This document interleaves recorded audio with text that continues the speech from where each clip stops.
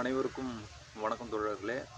இன்னைக்கு கடவுளின் மீதான எனக்கு எழும் முக்கியமான கேள்விகள். ஓகேவா? ஒரு சமூகமானது ஒடுக்கப்பட்டு கொண்டே இருப்பதற்கான காரணம் என்னன்னு நான் யோசித்து பார்த்தேன். அதில் இது போன்ற காரணங்கள்லாம் எனக்கு நான் படித்ததில் எழுதியதில் கற்றதிலிருந்து எனக்கு சில சிந்தனைகள் தோன்றியது. அதை உங்ககிட்ட ஷேர் பண்ணிக்கலான்னு ஒரு எண்ணம் எனக்கு. முதல்ல, உலகத்தை படைத்தது கடவுள்னு நீங்கள் சொல்கிறீங்க. ஓகே, நான் ஏற்றுக்கிறேன். உலகத்தை படைத்தது கடவுள்னு சொல்கிறீங்கல்ல, அப்போ கடவுள் உலகத்தையே காக்குறாருன்னு சொல்கிறீங்க. அப்போ கடவுளை காப்பாற்றிக்க ஏன் கேமரா வைக்கிறாங்க? அப்போ கேமராவை தானே கடவுள்னு சொல்லணும். உலகத்தையே காப்பாற்றுற கடவுளுக்கு தன்னை காப்பாற்றிக்க முடியாதா? ஏன் கேமரா வைக்கிறாங்க? அப்போ கேமராவை தானே கடவுள்னு சொல்லணும். இது என்னுடைய முதல் கேள்வி. இரண்டாவது கேள்வி என்னன்னா, ஒரு கோயிலில் உண்டியலை காணாமல் போயிடுச்சு. இது போலீஸ் விசாரணை வருது.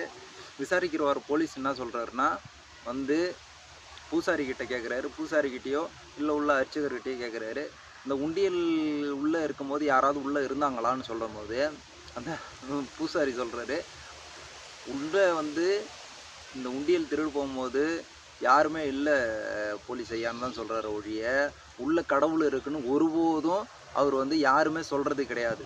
ஓகேவா? உள்ள ஒன்று கடவுள்னு இருந்தால் தானே அவர் சொல்ல முடியும். கடவுள்னு ஒருபோதும் சொல்கிறதில்ல, உள்ள யாரும் இல்லைன்னு தான் சொல்கிறாங்க. ஓகேவா?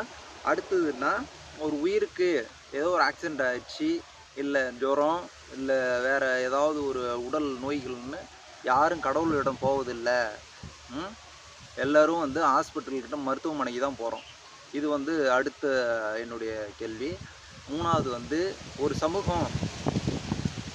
சமூகத்தில் 24 மணி நேரமும் இருக்கிறான் உள்ள கடவுளுக்கு நான் தான் சொந்தக்காரன், நான் தான் எல்லாமே, கடவுளே நான் தான் சொல்லின்னு இருக்கான். கடவுளோட கை நான் தான் சொல்கிறான்.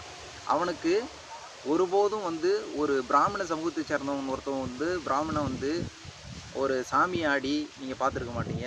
அப்போ 24 மணி நேரமும் உள்ளே இருக்கிற ஒரு பிராமணனுக்கு வராத சாமி ஒரு ஒடுக்கப்பட்ட தாழ்த்தப்பட்ட சமூகத்தில் இருக்கவங்களுக்கு மட்டும் எப்படி வருதுன்னு என்னுடைய இரண்டாவது கேள்வி. அதே போல் ஒரு பிராமண பெண்ணுக்கோ இல்லை பிராமணர்களுக்கோ இல்லை பிள்ளைமார்களுக்கோ ஐயர்மார்களுக்கோ இல்லை ரெட்டிமார்களுக்கோ பிடிக்காத ஒரு பேய் இந்த ஒடுக்கப்பட்ட சமூகத்தில் இருக்கவங்களுக்கு மட்டும் எங்கேருந்து பிடிக்குதுன்னு கேட்குறேன். இது அடுத்த என்னுடைய வாதம், கடவுள் மீதான வாதம். அடுத்து என்ன கேள்வின்னா, நீங்கள் நல்லா யோசிச்சு பாருங்கள். ஒரு குடுகுடுப்புக்காரன் வந்தாலும் அங்கே ஒடுக்கப்பட்ட சமூகம் வாழுதோ தாழ்த்தப்பட்ட சமூகம் வாழுதோ